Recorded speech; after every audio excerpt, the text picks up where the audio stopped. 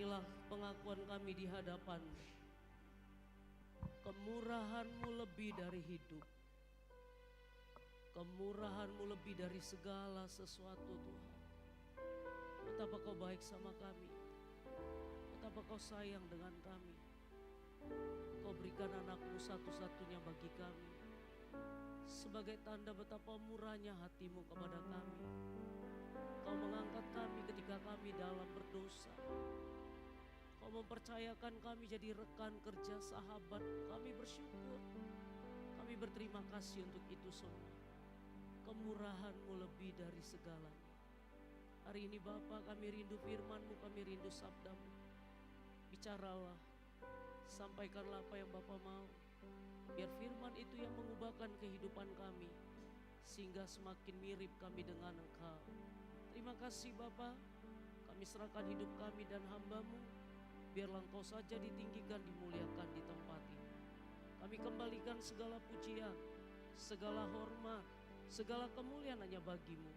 Di dalam nama Yesus kami doa dan ucap syukur. Amin. Shalom Bapak Ibu. Ya, tanpa terasa kita sudah ada di bulan September. Ya, biasanya katanya September itu ada September ceria. Betul ya Bapak Ibu ya. Bapak Ibu ceria hari ini? Amin. Iya, Bapak Ibu saya percaya semua kita pasti bahagia.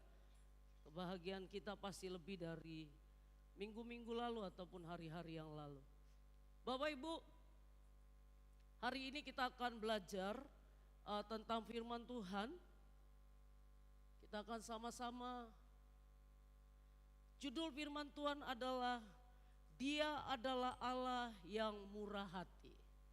Ya, Dia adalah Allah yang murah hati. Hari ini kita akan belajar dari Lukas pasal yang ke-11 ayat 11 sampai ayat yang ke-13. Kita akan baca secara responsor ya. Saya baca ayat ganjil, Bapak Ibu baca ayat genap. Kemudian ayat 13 kita bisa baca bareng-bareng. Yuk kita baca Lukas 11 ayat 11 sampai 13. Bapak manakah di antara kamu? Tadi kita gimana sepakatnya? Saya pun lupa. Yang ganjil siapa? Oh iya, berarti saya nggak salah ya. Oke. Bapak manakah di antara kamu jika anaknya minta ikan daripadanya akan memberikan ular kepada anaknya itu ganti ikan?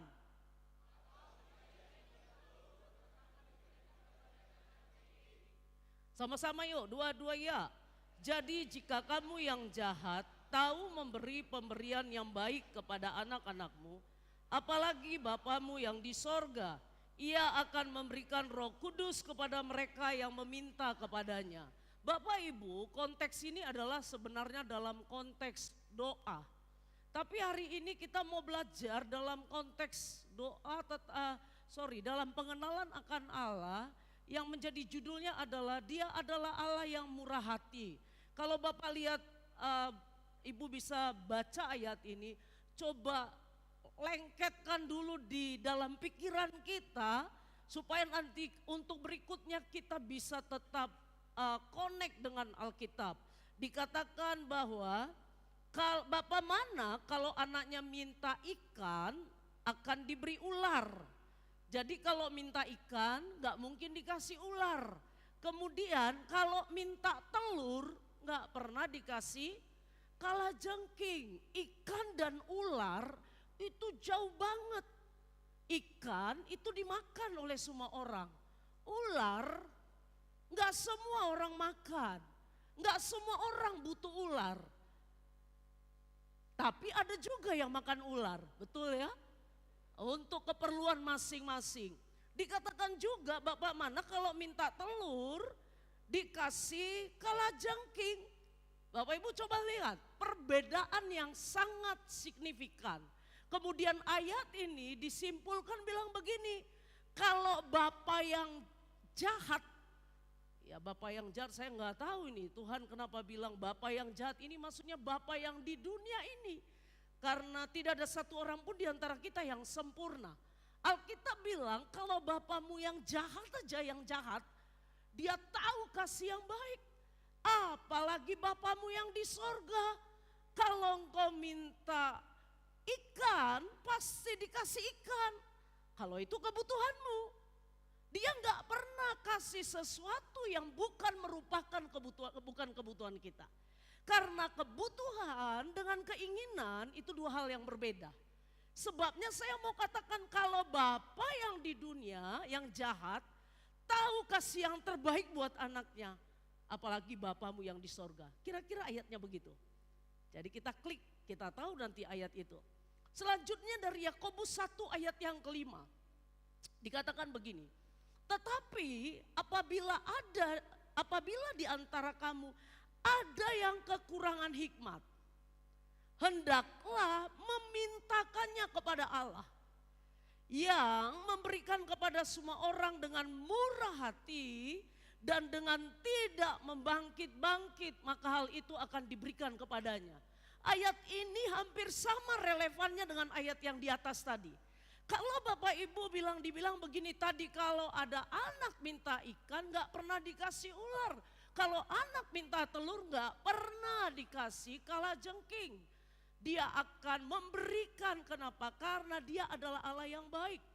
Bahkan dibilang kalau engkau minta Roh Kudus maka akan diberikan. Ayatnya begitu. Ayat ini dibilang begini, kalau engkau butuh hikmat, hikmat beda dengan pengetahuan. Pengetahuan itu saya dapat karena saya belajar, karena saya baca buku, saya punya pengetahuan. Tapi hikmat itu diberikan Allah kepada saya. Hikmat bukan diberikan manusia. Hikmat diberikan, contoh waktu Raja Salomo. Dia orang yang paling berhikmat. Waktu ada 2 orang ibu merebut 1 anak. Tuhan kasih hikmat.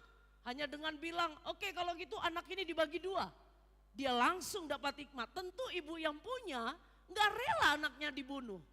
Tapi ibu yang bukan anaknya, dia kan senang karena bukan ke kau, bukan ke aku juga. Sama-sama kita gak dapat. Itu hikmat. Hikmat datangnya dari Tuhan. Dan dibilang begini, dia pun kalau dia memberi dikatakan dia gak kayak orang lagi. Dia kembali lagi sama kalau bapamu aja tahu yang ini. Dia bilang sekarang gini, dia gak kayak manusia yang kalau ngasih selalu ada agenda di belakangnya. Yang kalau ngasih mau bangkit-bangkitin. Kalau kita gak nurut sama dia akan bilang, lu udah gua kasih, lu udah gua giniin, lu udah gua perhatiin. Kok kamu begitu sih? Kok kamu jadi? Tuhan gak begitu. Kalau dia ngasih, itu karena dia memang Allah yang murah hati. Amin. Beda dengan saya, beda dengan kita manusia. Kita seringkali memberikan sesuatu karena seringkali ada agenda ataupun karena kepentingan-kepentingan. Tapi Kristus yang kita sembah, dia memberi karena dia memang murah hati kepada kita. Amin. Hari ini Bapak Ibu, kita akan belajar apa itu murah hati. Kalau saya melihat ini dari Kamus Besar Bahasa Indonesia KBBI, murah hati itu adalah supaya kita tahu Allah yang murah hati itu kayak apa. Allah yang murah hati itu yang menjadi tema kita adalah murah hati itu artinya suka memberi. Kita punya Tuhan. Ini gambar Tuhan Yesus waktu mati di atas Kalvari. Yang kepalanya dimahkotai duri, yang tangannya dipaku, yang kakinya dipaku, yang lambungnya ditusuk. Dia lakukan itu kenapa? Karena memang dia Allah yang suka memberi. Kalau Bapak Ibu minta, tadi dikatakan minta ikan, akan dikasih ikan. Kenapa? Karena dia pribadinya adalah pribadi yang suka memberi. Murah hati berarti Allah yang suka memberi. Murah hati berarti tidak pelit. Sama-sama katakan nama saya, tidak pelit. Iya. Pelit itu saudara tahu, orang pelit itu kalau semua dia mau ambil ini. Dia mau ambil, dia mau pegang, tapi dia gak mau lepas, itu orang pelit. Dia mau pegang semua. Padahal kata Alkitab, kalau kita mau mendapat sesuatu, kalau ini saya udah full, saya gak pernah dapat sesuatu yang baru. Kalau saya mau dapat yang lebih, saya harus rela lepaskan kalau saya mau dapat sesuatu yang baru. Saya gak bisa meraup semua.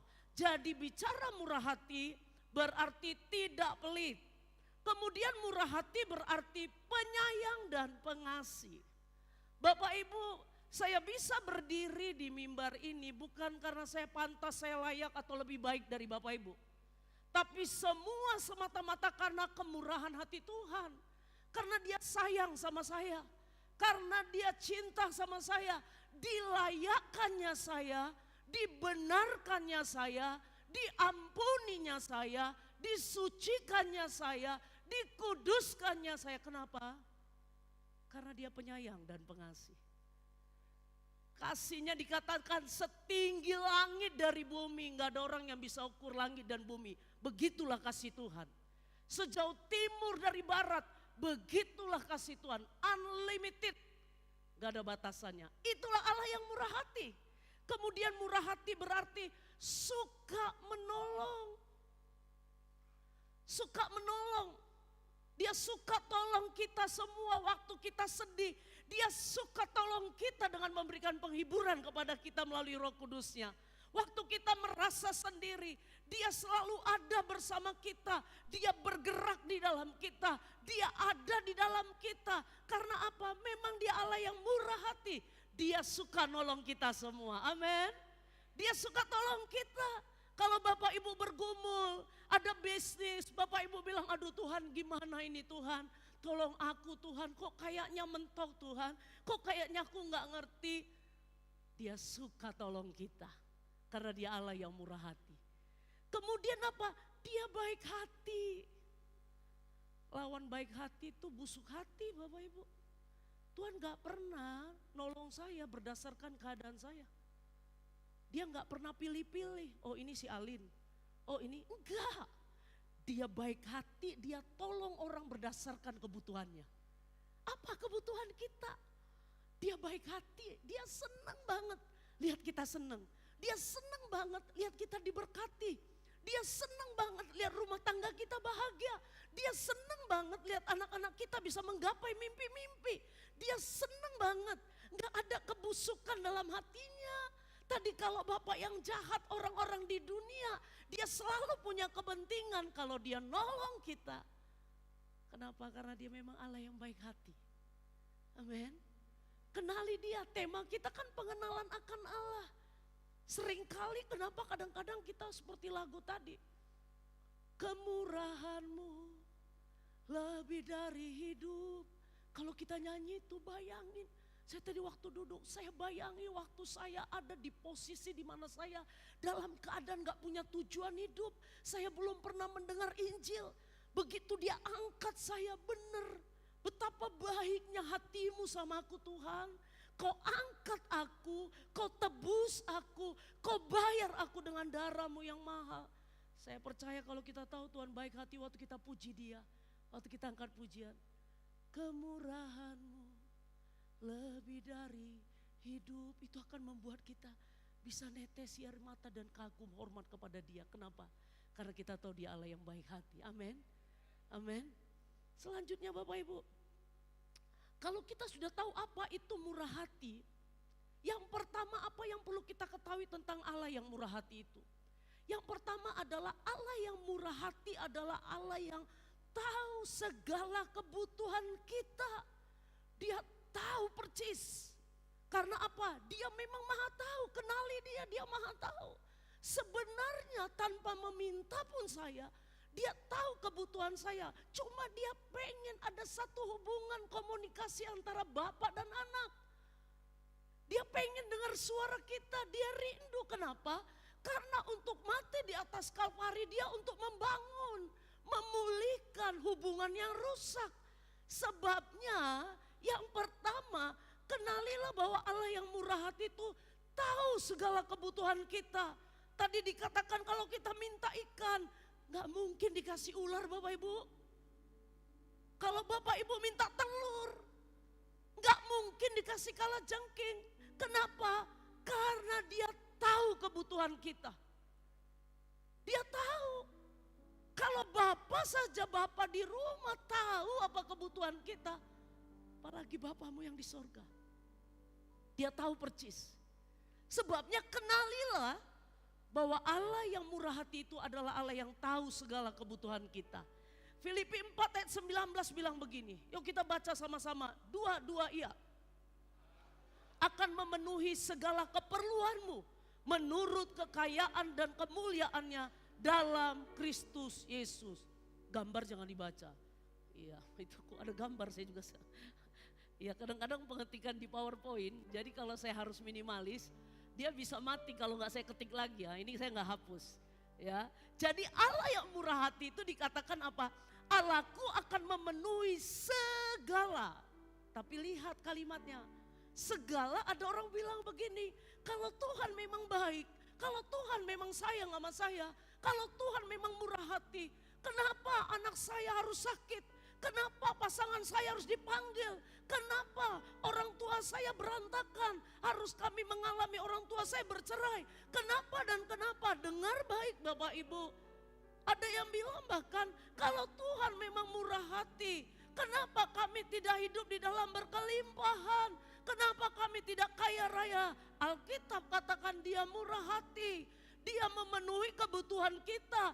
Alkitab bilang Allahku akan memenuhi segala keperluan, bukan keinginan. Bapak Ibu, kalau semua di dalam hidup kita semuanya berhasil dalam semua aspek, saya percaya kita akan sulit untuk bisa datang kepada Dia, menyembah Dia dan mengakui keberadaan kita. Bapak Ibu, saya mau bilang, sejauh kita mengenal Allah, itu seringkali berdiri sejajar. Semakin saya mengenal Allah, saya akan semakin mengenal diri saya. Semakin saya tahu dia murah hati, semakin saya tahu dia maha tahu, semakin saya akan mengenal diri saya bahwa saya begitu terbatasnya tanpa dia. Jadi kalau orang gak mampu mengenal Allah, dia pun gak akan mampu mengenal dirinya sendiri. Kalau kita kenal Tuhan, dia maha tahu, berarti aku tahu. Aku terbatas, aku bukan maha tahu. Karena dia yang maha tahu, aku memerlukan dia, memerlukan rohnya. Karena Allahku akan memenuhi segala keperluanku menurut kekayaan dan kemuliaannya. Sesuai dengan kebutuhan kita masing-masing. Halo Bapak Ibu, apa yang menjadi kebutuhan kita? Minta kepada dia. Kenapa? Allah yang murah hati itu, yang tadi penyayang, suka menolong, baik hati itu, dia akan memenuhi segala kebutuhan kita. Ini ada gambar 5 roti 2 ikan. Tahukah Bapak Ibu? 5 roti 2 ikan bisa sisa 12 bakul. Bukan karena gak ada orang Batak. Bukan sama sekali.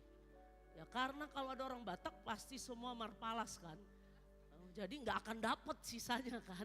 Nggak ada, mujizat susah kalau banyak orang Batak pada saat itu. Tapi 5 roti 2 ikan bisa sisa 12 bakul. Tahukah Bapak Ibu? Karena ada seorang anak kecil yang mengenal Tuhan.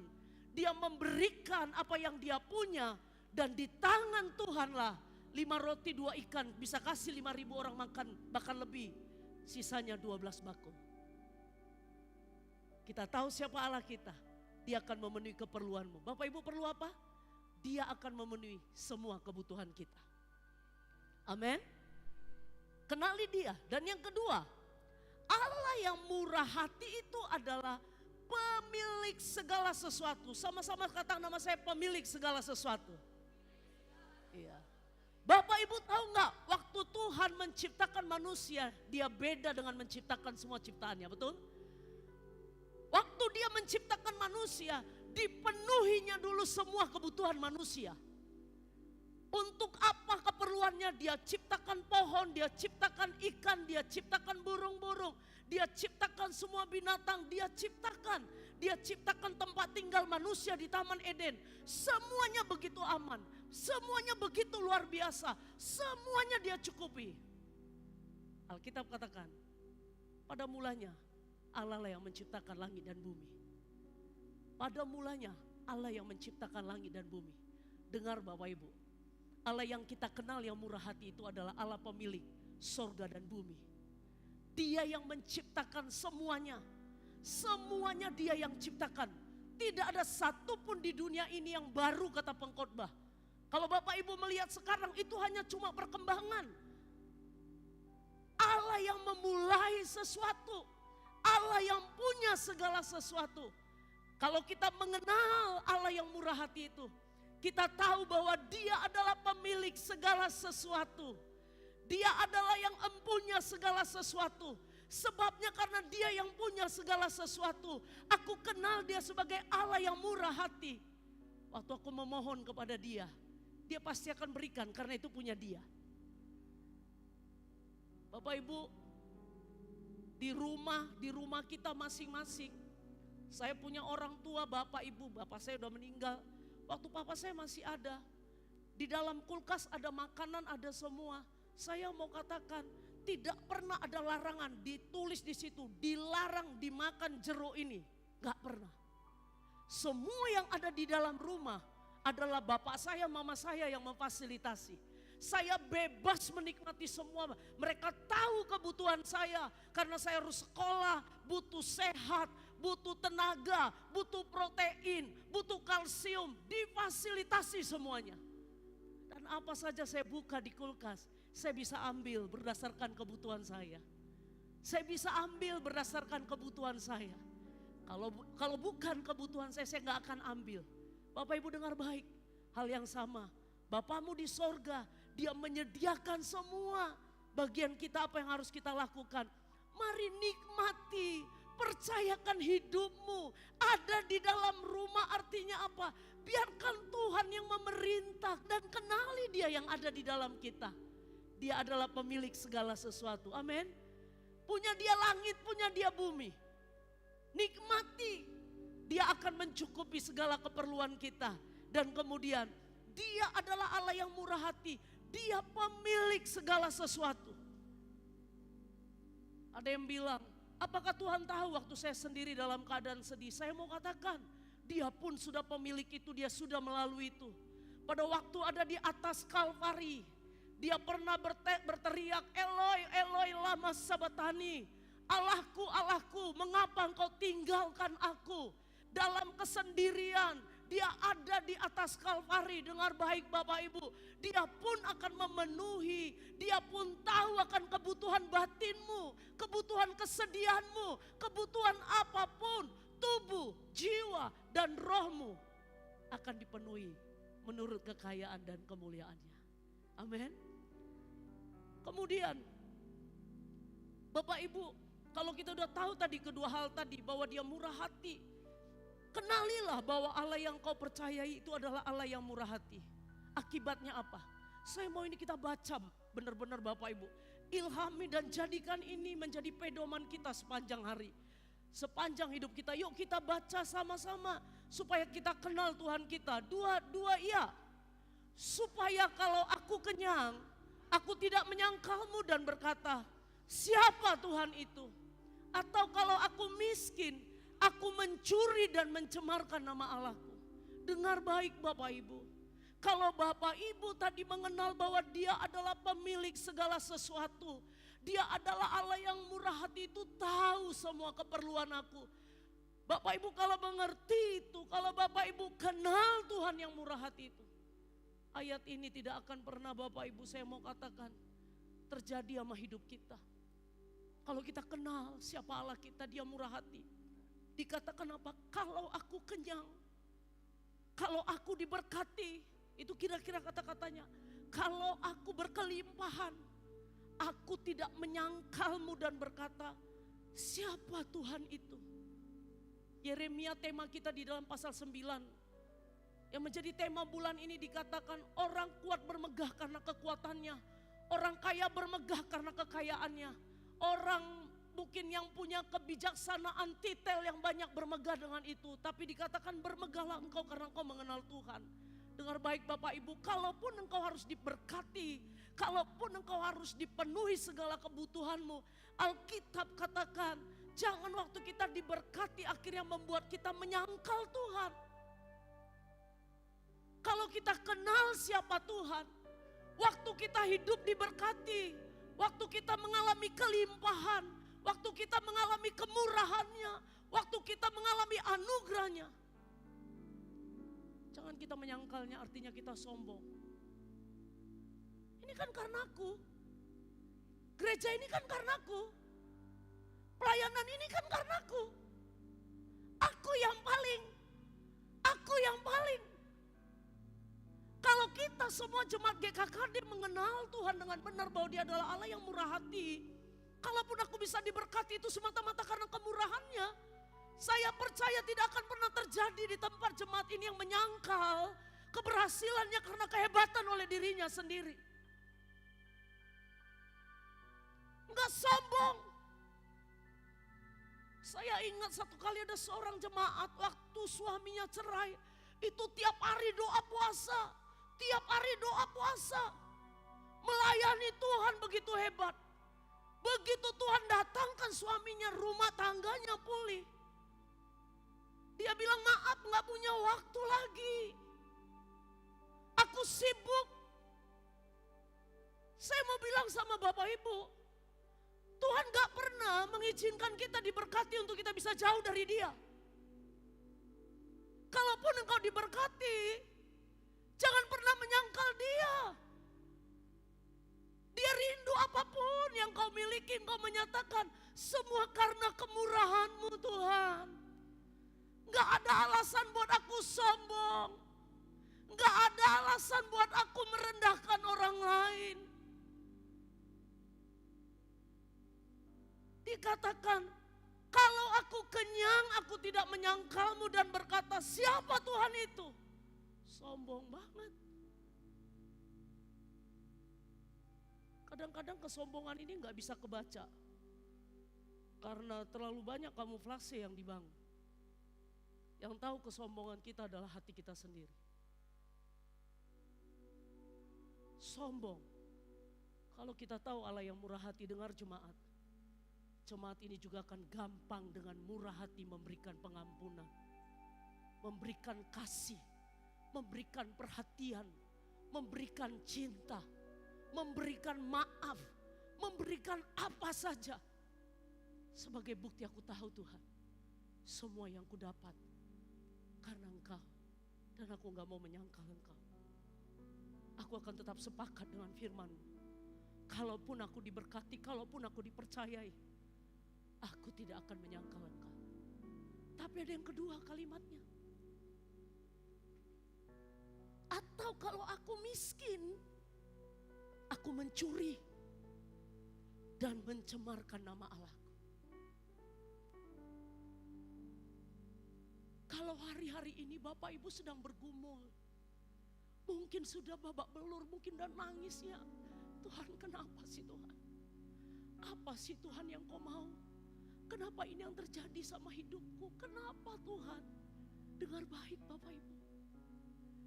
Jangan pernah mencuri yang bukan bagianmu. Jangan pernah mencuri. Apapun itu.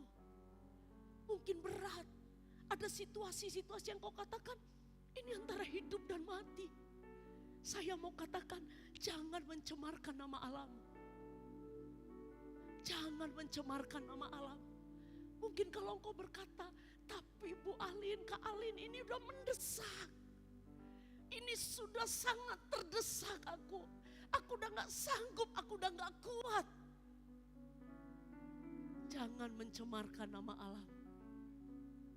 Kalau engkau tahu Dia Allah yang murah hati, biar orang tetap melihat, sungguh orang ini memiliki kemurahan Allah.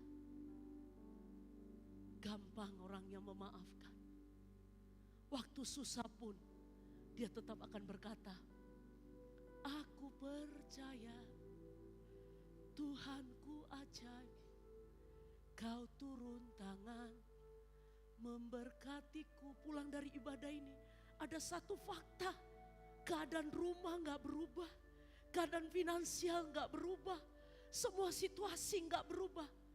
Tapi katakan sama dirimu, aku kenal Kau Allah yang murah hati.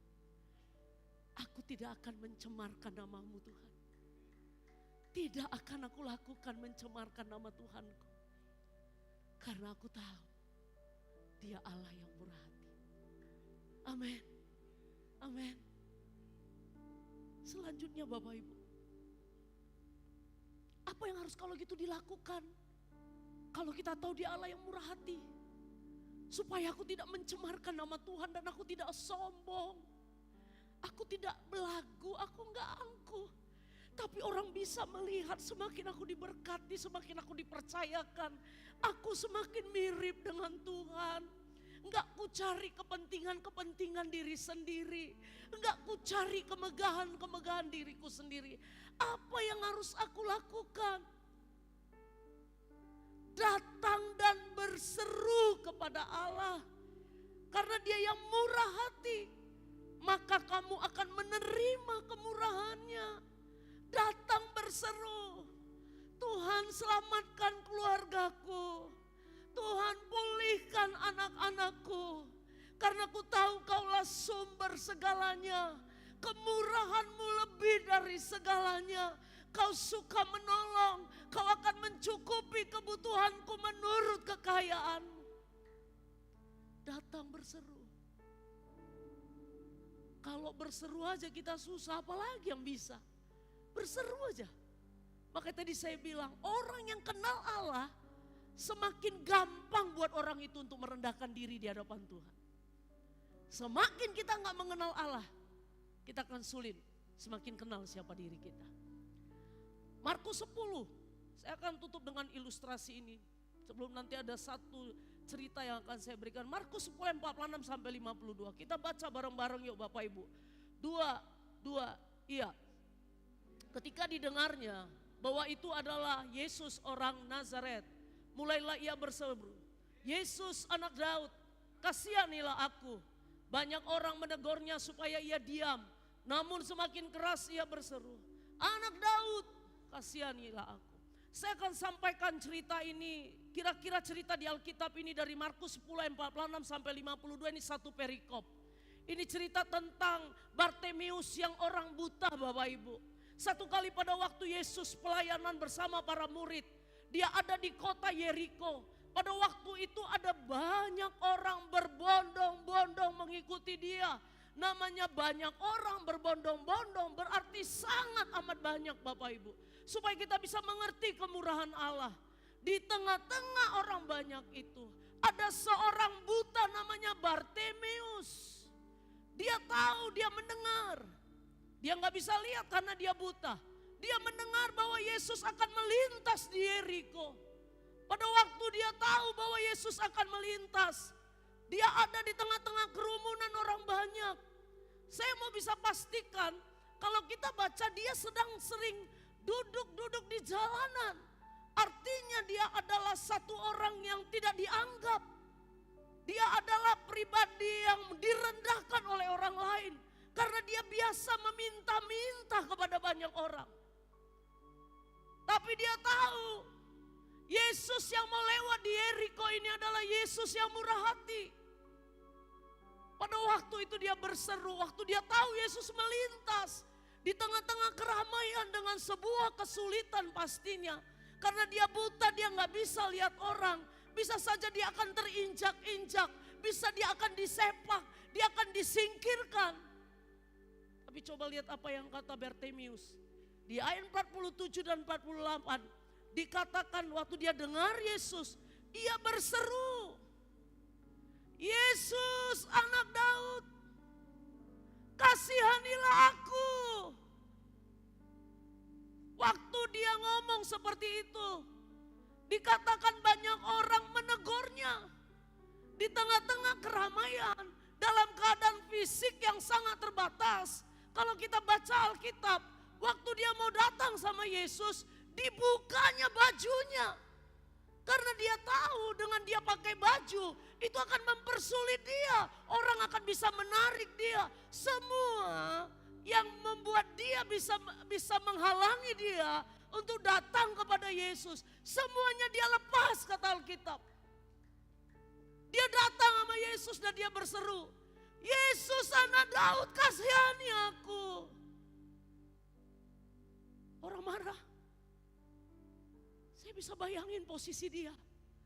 Betapa sakitnya dia gak dianggap oleh orang lain. Direndahkan oleh orang lain. Tapi dia tahu ada satu pribadi yang murah hati. Itu namanya Yesus. Dia makin kuat berteriak, dia bilang, Yesus anak Daud, kasihani aku. Tiba-tiba Yesus bilang, seperti ada orang yang berseru. Kemudian dia cari. Dia katakan, kamu kemari.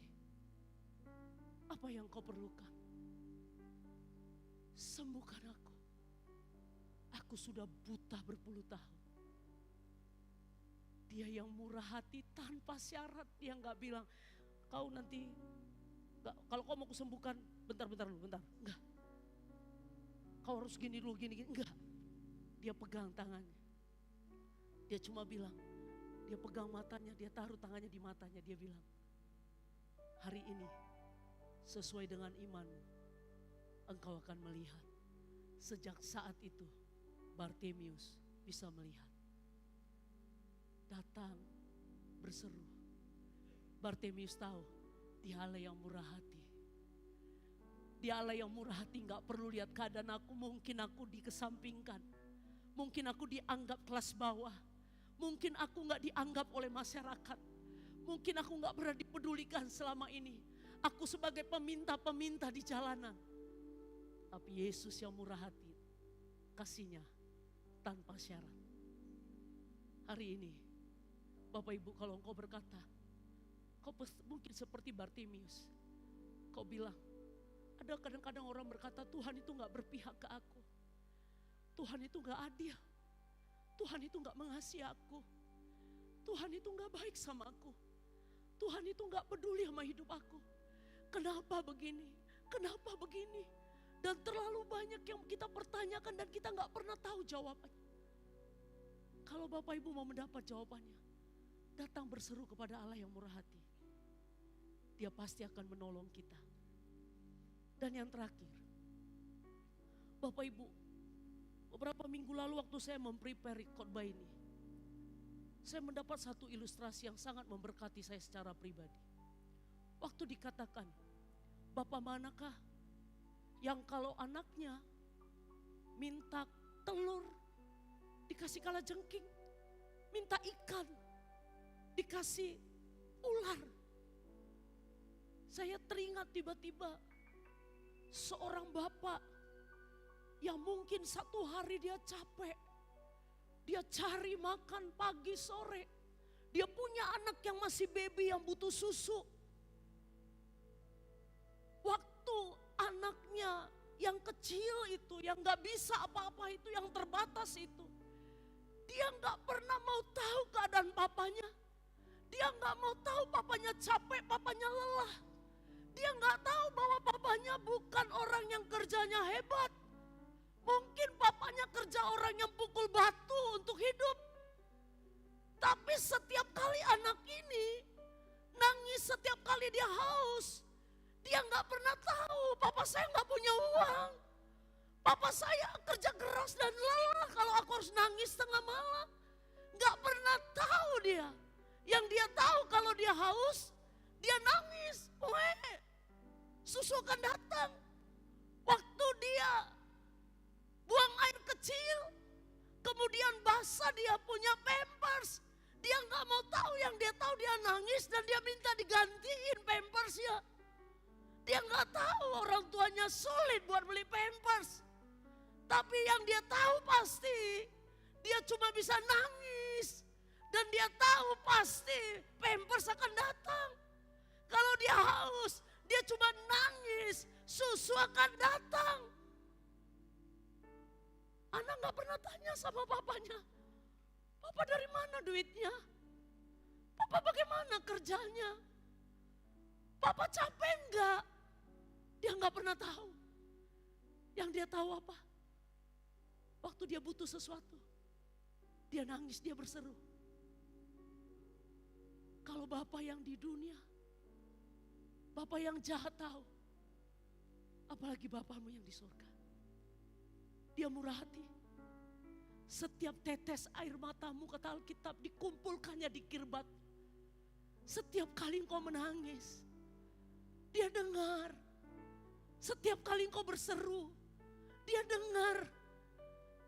Di tengah-tengah ramainya orang, jangan kau berpikir Tuhan terlalu sibuk buat orang lain.